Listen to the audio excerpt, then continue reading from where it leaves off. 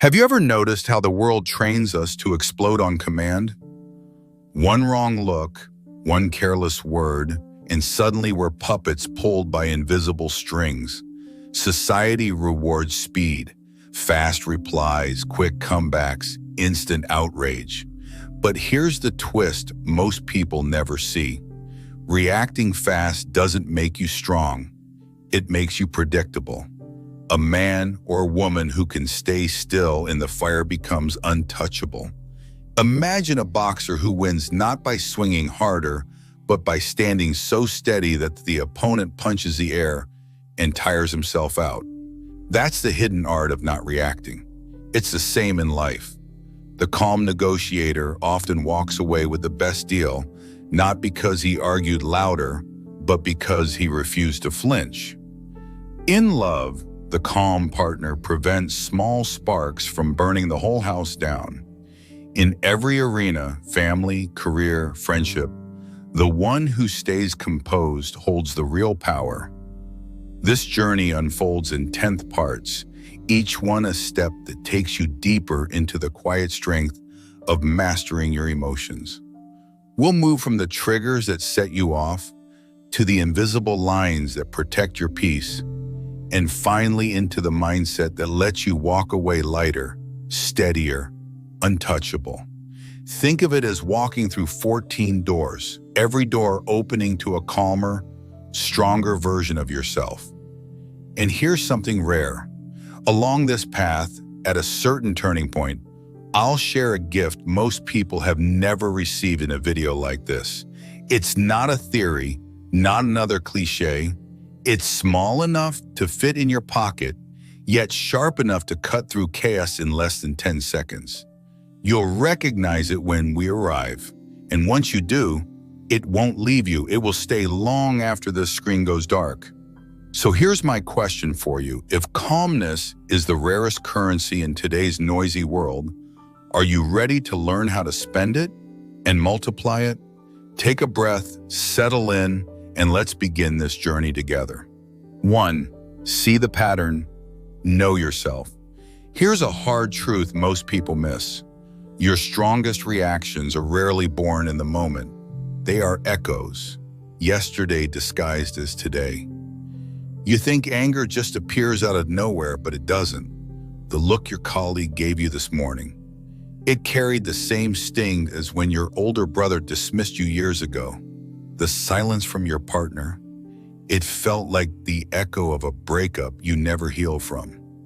Each tense moment is not an isolated spark. It's tinder piled high from the past, waiting for one match. Think of it like a cup filled to the top. One small drop today makes the water spill over, not because that drop was so heavy, but because of everything already inside. That's why you often overreact. You're not only responding to this one moment, you're spilling from all the moments that came before. And let's be honest, we've all had that moment where we snapped at the wrong person. Maybe you spilled your coffee, your kid asked one more question, and suddenly you sounded like a drill sergeant in your own kitchen. You weren't really mad at the question, you were mad at the whole week. Sound familiar?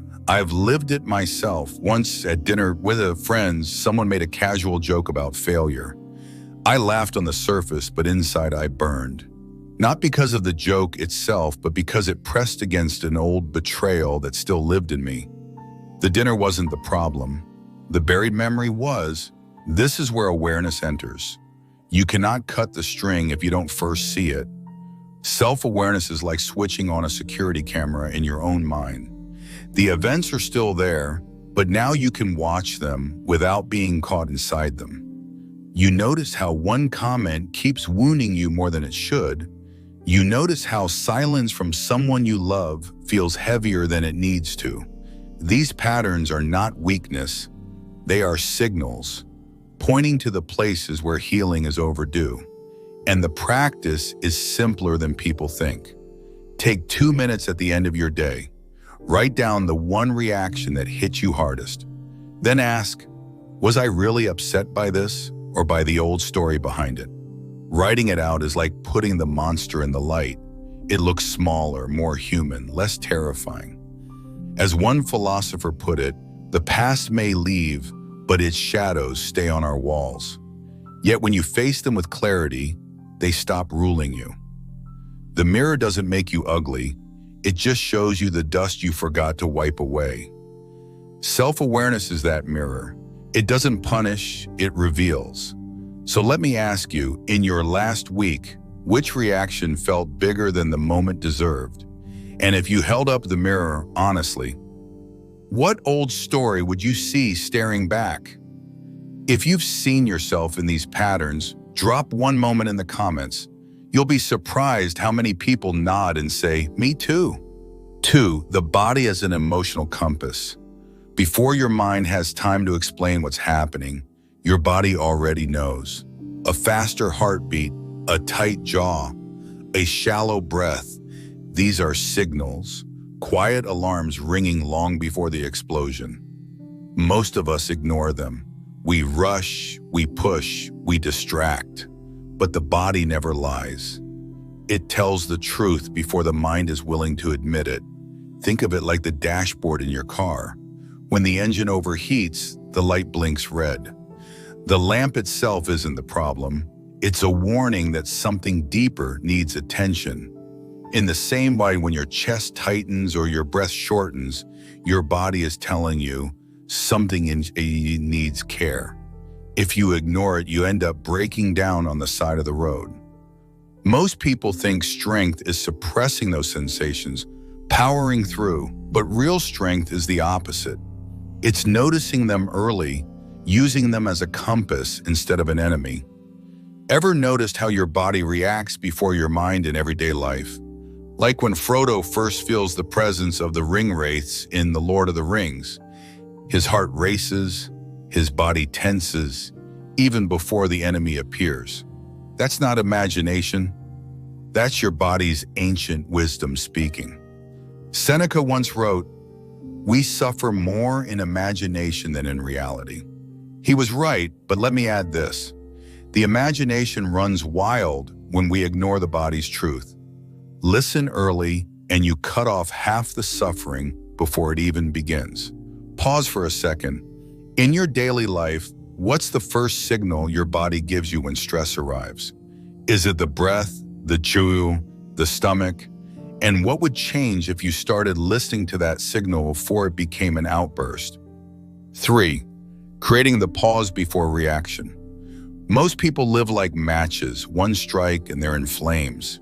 Someone cuts them off in traffic and they explode. A careless word at work, and they're already drafting a war in their heads. Quick reactions feel powerful in the moment, but in truth, they steal your freedom. You become predictable, easy to control, like a puppet anyone can pull with one string.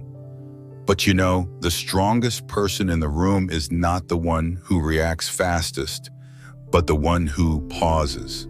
A boxer doesn't win only by throwing punches.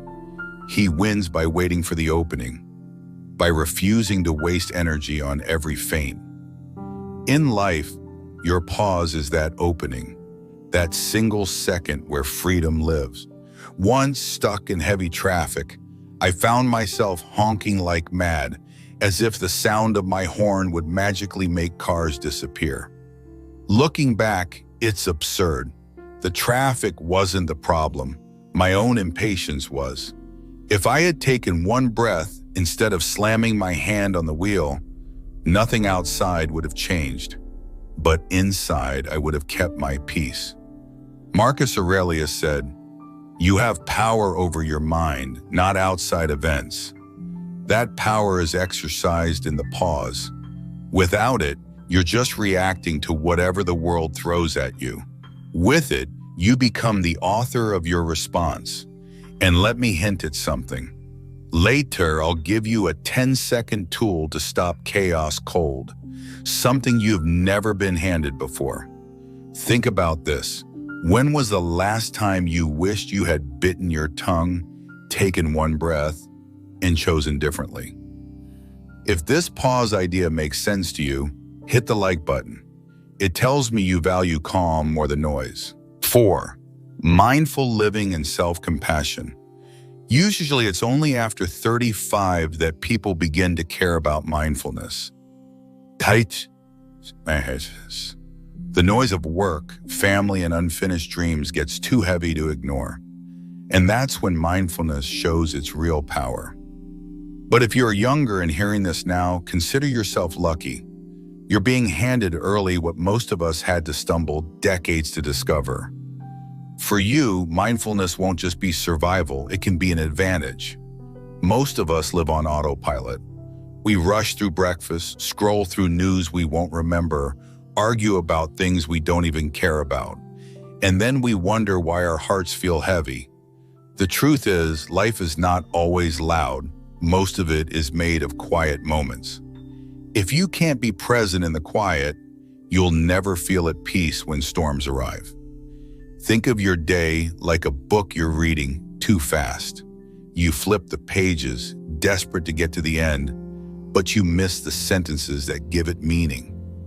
Mindfulness is simply slowing down enough to read the line you're in. It's not mystical, it's ordinary presence. Drinking water and noticing the coolness. Walking and hearing your own footsteps. Talking with your partner and actually listening, instead of rehearsing your next reply. People think mindfulness is about perfection, about staying calm all the time. But real mindfulness includes the mess. It means noticing when you're distracted, when you're clumsy, when you're human, and once you notice, what happens next? That's where most people stumble. They turn awareness into judgment, punishing themselves for not being better. But mindfulness was never meant to be a whip. It's a mirror. And the wisdom is in how you treat yourself once you see the reflection. That's where self-compassion comes in. It's not weakness, it's clarity. It says, I can't control every storm, but I can choose how I treat myself while it passes. I'll admit I've failed here many times. Once, I missed an important call because I wrote the wrong time in my calendar. For hours, I replayed the mistake in my head, calling myself careless, unprofessional. But looking back, the missed call wasn't the real weight. It was the way I kept beating myself up afterward. If I had simply apologized, corrected it, and moved on, the day would have been lighter. Epictetus once said, people are disturbed not by things, but by the view they take of them. And here's the hidden layer. When that view is harsh toward yourself, you double the pain. But when the view is softened by compassion, the storm still comes, yet it doesn't break you. You bend, you breathe, and you rise. So what's one small moment today where you could simply notice, breathe, and let yourself be imperfect, without judgment, without punishment? 5. Naming and reframing emotions. Anger, fear, jealousy, guilt. Most of us feel them like waves crashing in the dark, loud, overwhelming, impossible to control. But here's the strange truth. The moment you give a name to the wave, it loses half its power. Think of a child waking from a nightmare. In the dark, every shadow looks like a monster. But when you turn on the light and say, that's just a chair, that's just your jacket, the monsters shrink. Naming your emotions works the same way. Fear becomes, I feel uncertain. Anger becomes, I feel disrespected. The shadow is still there, but it's no longer a beast, it's just a shape.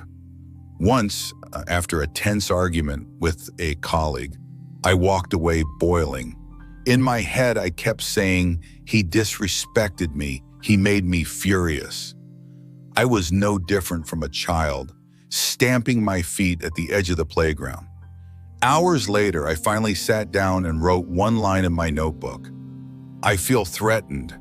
That single word shifted the frame. It wasn't about him, it was about my own fear of losing ground. The storm began to calm. Here's a quick practice.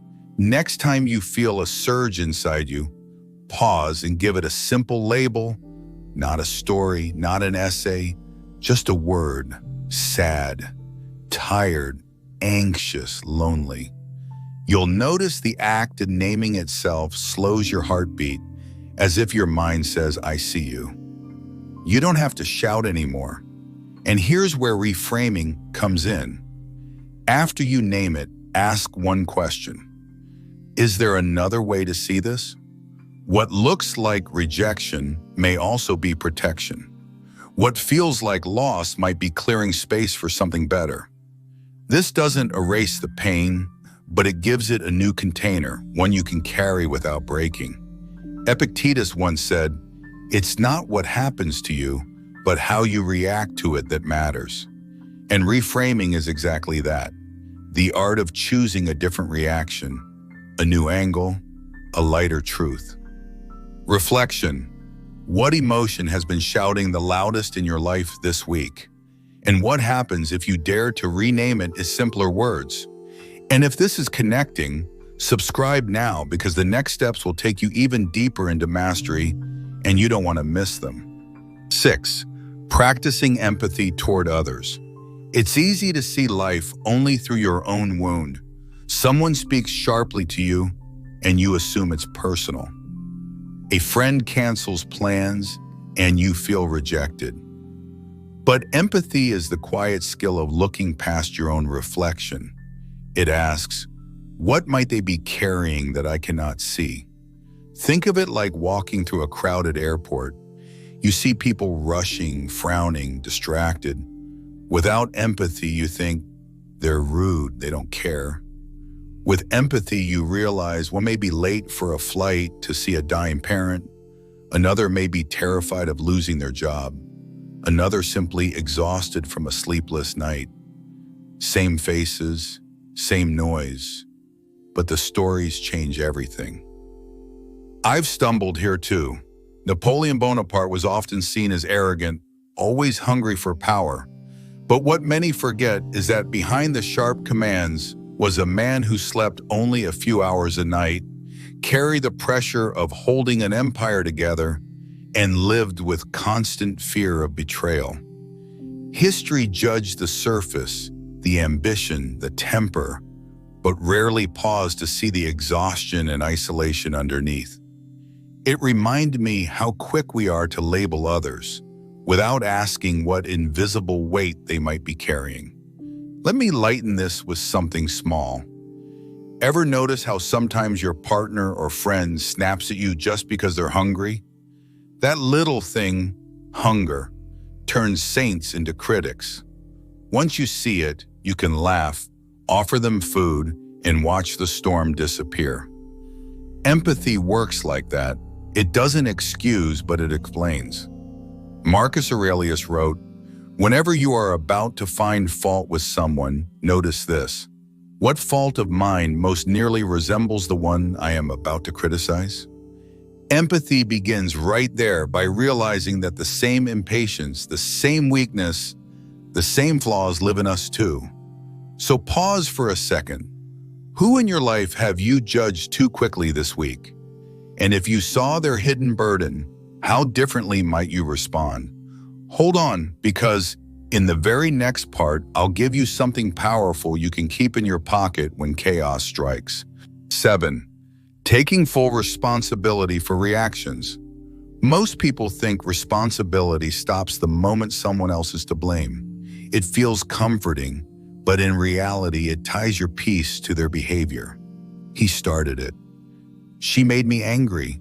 That mindset feels comforting because it puts the blame outside. But notice this, the moment you say someone made you feel something, you hand them the keys to your peace. You give away your freedom. Think of it like standing in the storm and yelling at the thunder. The storm won't hear you, but your own throat goes raw. You can shout all you want, but the sky doesn't care. The only real choice is whether you open an umbrella, step inside, or let yourself soak. Responsibility doesn't mean the rain was your fault. It means your response is still in your hands. I remember when I was a boy, I accidentally broke a vase at home. My mother, exhausted from a long day, snapped at me with words sharper than the glass itself. I felt crushed, small, and disappointed in myself. But later that evening, she came into my room, sat beside me, and whispered an apology. I was too harsh.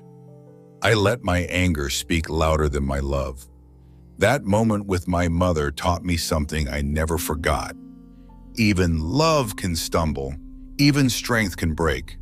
But when we take responsibility, healing enters the room. Which is why here, at this point in our journey, I want to give you something different. So lean in for a second, because what I'm about to give you is not theory. It's a shield you can use the next time life swings at you. Not another idea to think about, but a tool you can carry with you. It's just a few lines, small enough to whisper under your breath, powerful enough to stop chaos from owning you. Say it slowly and let the words become yours. They strike, I pause. They shout, I breathe. The world expects my fire, I answer with peace instead. This is not poetry for beauty's sake. It's armor in words. Repeat it when anger rises, when pride tempts, when the storm inside threatens to spill. In less than 10 seconds, you remind yourself, you are the master, not the echo. Epictetus said, no man is free who is not master of himself. To live in them is brutal honesty. It strips away the comfort of blaming, but it gives you back control. Responsibility is not a burden, it's a weapon. So you have been given the mantra, the secret weapon. Take it and use it today. You will be surprised at how much easier it becomes to stay calm. 8. Releasing the weight of ego, pride, and grudges. When was the last time you carried a grudge so long it felt heavier than the problem itself? Be honest. Did it protect you or did it poison you? Most of us think strength means holding on, refusing to yield. And here's the irony. The heaviest burdens we carry are not what life throws at us, but what we refuse to release. Ego, pride, grudges, they sit on your shoulders like invisible stones. Think of it this way. Walking with pride and resentment is like carrying a backpack full of bricks into every room. No one else sees the weight, but you feel it in every step. And over time, it's not your enemies who collapse under it. It's you. I once read about Martin Luther King Jr., a man who faced threats, hatred, and violence almost every day of his life. Many expected him to fight back with the same fury. Instead, he preached love as resistance. He said, darkness cannot drive out darkness. Only light can do that. Hate cannot drive out hate. Only love can do that. That wasn't naive, it was radical strength. King understood what many still miss. Clinging to hate keeps you trapped in the fight, but forgiveness is what opens the door to freedom. And let's be real, most of us don't face mobs in the streets.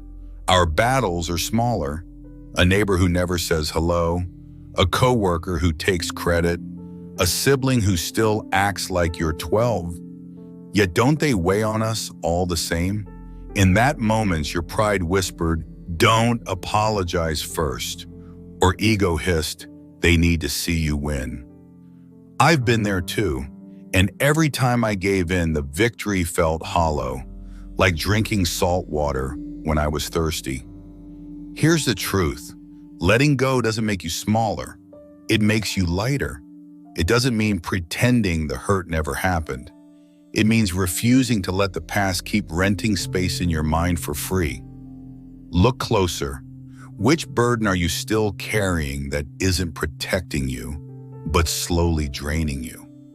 And if you set it down today, how much further could you walk?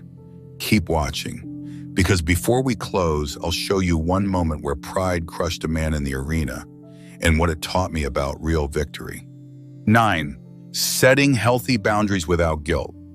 I remember a colleague who used to call me late at night for quick favors. Each time I answered, I told myself I was being helpful.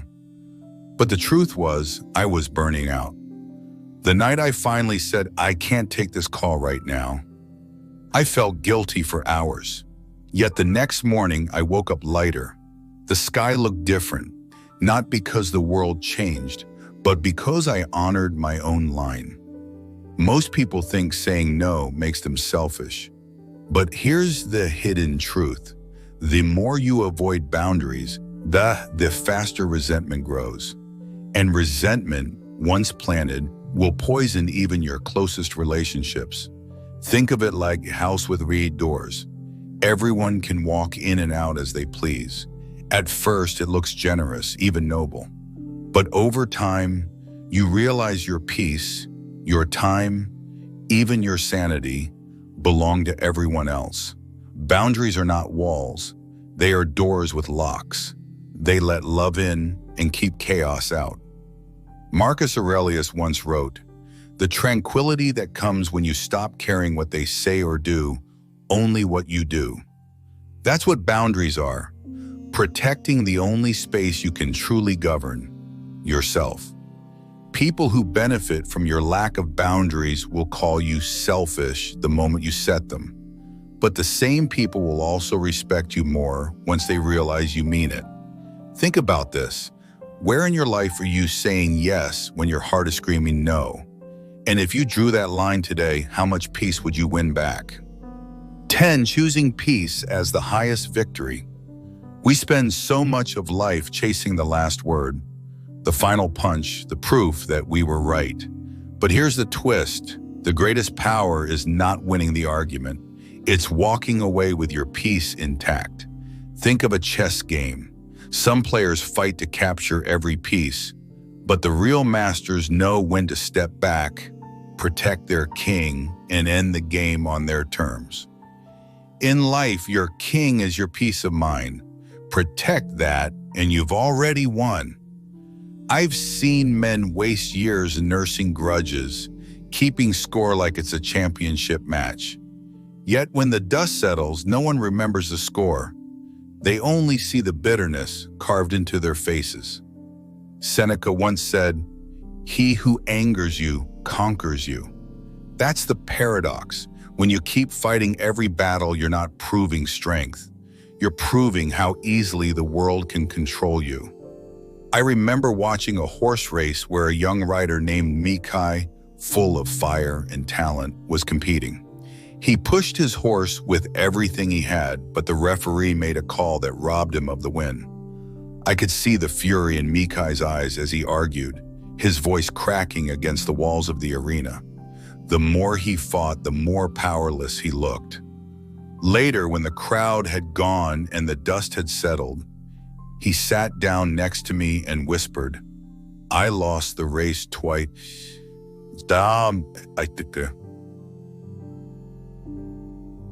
Once on the track and once by wasting myself on anger." That day I realized arguing with the world's unfair calls only steals more from you. Sometimes the highest victory is not in forcing fairness, but in guarding the calm no one can take. So in the story of your life, do you want to be remembered as the one who always had to win, or the one who always stayed free? We've walked through the sparks that trigger you, the echoes of old wounds, the power of mindfulness, the practice of naming your emotions, the freedom in releasing pride, the strength of setting boundaries, and the highest victory of choosing peace. Each step was not about becoming someone else. It was about remembering the self you've always had beneath the noise. You've seen how chaos disguises itself as power, how silence can be strength, and how responsibility can turn from burden into weapon. And now I want you to breathe, just for a moment. Inhale slowly and let your shoulders drop. Notice how your body already knows what peace feels like, even before your mind catches up. You don't need to fix the past in this second.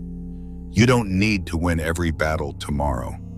You only need to remember one truth. You are stronger when you are still. The storms will keep coming. People will keep testing you. Life will not suddenly become gentle, but you are not the same person who pressed play on this video. The gift you carry now, the awareness, the pause, the armor of words, makes you untouchable in ways you never imagined. You've tasted a different kind of freedom, the kind that doesn't depend on the world's fairness, but on your own choice to remain unshaken. And here's the irony most people never see. Real power is not about controlling others. It's about mastering yourself so completely that nothing outside can rob you of balance. That's why peace is not passive, it's active resistance. It's choosing not to be conquered, even when the world shouts for you to break. So the next time anger rises, or pride tempts, or unfairness burns in your chest, ask yourself, do I want to be conquered by this moment?